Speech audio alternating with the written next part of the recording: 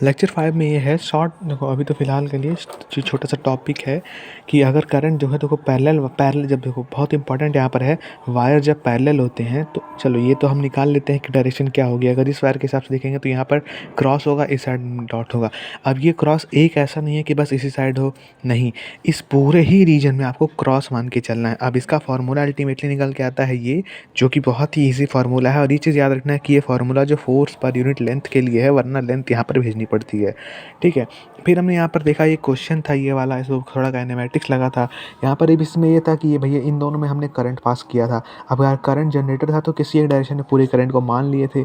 फिर इसमें क्या हुआ था, ये जो करंट जा रहा है इसकी वजह से यहाँ पर क्रॉस मैग्नेटिक फील्ड भी दे रखी थी, करंट इस पे था और ऊपर ये वाला फ्री में एक वायर रखा हुआ था, इसमें करंट जा सकता था पर ये मूव हो सकता था। फिर यहाँ तक ये मूव हुआ, एक्सेलरेशन पाया, नीचे गिरा, नीचे फिर फ्रिक्शन था, फ्रिक्शन ने इसको दी एक्सेलरेशन या रिटार्डेशन दिया। उसके बाद ये जो है इस तरीके से हुआ। ये चलो क्वेश्चन आसान था।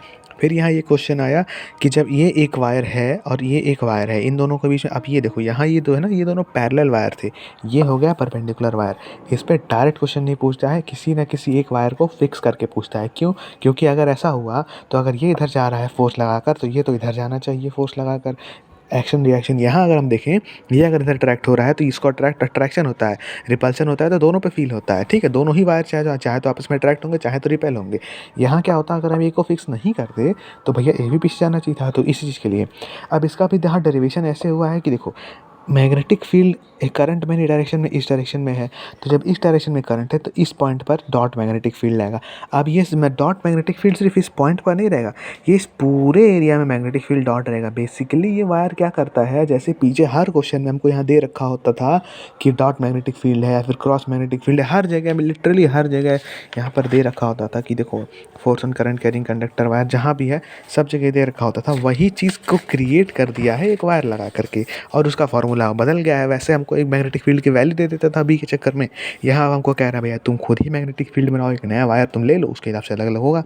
यहाँ फॉर्मूला इसका आता है mu not I square upon 2 pi, same चीज़ लगभग है, ठीक है। यहाँ भी mu not I square upon 2 पाई हो जाता है, ये ऊपर नीचे हम तो 4 पाई के टर्म्स में मल्टीप्लाई कर लिए। यहाँ पे चाहे तो कर सकते हैं म्यू नॉट अपॉन 4 पाई फिर 2 आई स्क्वायर एल एन, ये L N L X plus L plus X, ठीक है, ये वाला। अब ये तो चलो ये बात हो गई। फिर एक क्वेश्चन यहाँ पर आता है कि ये करंट इधर जा रहा है, ये लूप जो है ये देखो यहाँ पर क्वेश्चन में दिया हुआ था कि ये जो लूप है ये रिजिड फिक्स्ड लूप है। अब इस लूप पे फोर्स बताना है अट्रैक्टिव है या रिपल्सिव। तो सबसे पहले हर तरीके को हम देख सकते हैं। हमने पैरेलल वायर कंडीशन देखी, हमने परपेंडिकुलर वायर कंडीशन देखी। तो अपने फोर्स को हम ना देखो, करंट ऐसे जा रहा है तो करंट इधर जा रहा है तो अंदर डॉट मैग्नेटिक फील्ड यानी कि बाहर निकलती हुई लाइन्स आएगी। तो इसमें अगर हमको फोर्स निकालना है तो एल क्रॉस बी, एल इधर है बी किधर है, बी अगर मैं यहाँ देखूँ तो बी अंदर है, सॉरी एल इधर है तो एल ऐसे में रहा तो क्या, अब बी कहाँ, बी अंदर है। क्यों, अब देखो अंदर क्यों है, अंदर इसलिए है क्योंकि ये जो मैग्नेटिक वायर है ना यही पूरे एरिया में मैग्नेटिक फील्ड बनाने का काम कर रही है। वैसे हमको दे दिया रहता था कि भैया मैग्नेटिक फील्ड क्रॉस है, यहाँ पर इस एरिया में मैग्नेटिक फील्ड बनाने का काम ही इस वायर का है, तो इस पूरे में क्रॉस मैग्नेटिक फील्ड इसने बना रखा है। तो एल क्रॉस बी फोर्स अंदर लगेगा, इसमें एल क्रॉस बी फोर्स ऊपर लगेगा, दोनों फोर्स कैंसिल हो जाएगा। क्यों? क्योंकि सेम लेंथ पे है। अब यहाँ देखो बात ये है ना कि यहाँ से लेकर के यहाँ तक एल एन एल प्लस 2 लग रहा है, तो ए प्लस मतलब कि देखो ना यहाँ पे 2a अपना 2 अपॉन ए आया है। क्यों? क्योंकि यहाँ तक आया ए फिर ए प्लस एल यानी कि ए प्लस ए 2a, तो ये दोनों तो कैंसिल हो गया। अब ये देखो पैरेलल वायर कंडीशन हमने पढ़ रखी है, पैरेलल वायर कंडीशन में भी फॉर्मूला अगर याद करें तो उसका फॉर्मूला होता है ये वाला म्यू नॉट अपॉन 4 पाई 2 आई अपॉन डी। डी जो होता है वो डिस्टेंस होता है, ये बड़ा हो गया तो ये छोटा हो जाएगा फोर्स पर यूनिट लेंथ। इसीलिए यहाँ पर ये दोनों में इनका अलग निकाला गया। इनका भी डायरेक्शन निकालना पड़ेगा। क्रॉस मैग्नेटिक फील्ड है, इसके लिए वी क्रॉस बी अंदर फोर्स, इसके लिए ऐसे उल्टा करके वी क्रॉस बी अंदर फोर्स, मतलब दो फोर्स एक ही साइड है, बेसिकली आपस में अपोजिट है, तो माइनस करके ये फिर निकल गया। ओवरऑल कॉन्सेप्ट ये था कि ये जो वायर है एडिशनली आ गया है, ये बस मैग्नेटिक फील्ड एरिया में क्रिएट कर रहा है, चाहे तो फिर वो डॉट मैग्नेटिक फील्ड हो या फिर वो क्रॉस मैग्नेटिक फील्ड हो, क्या हो।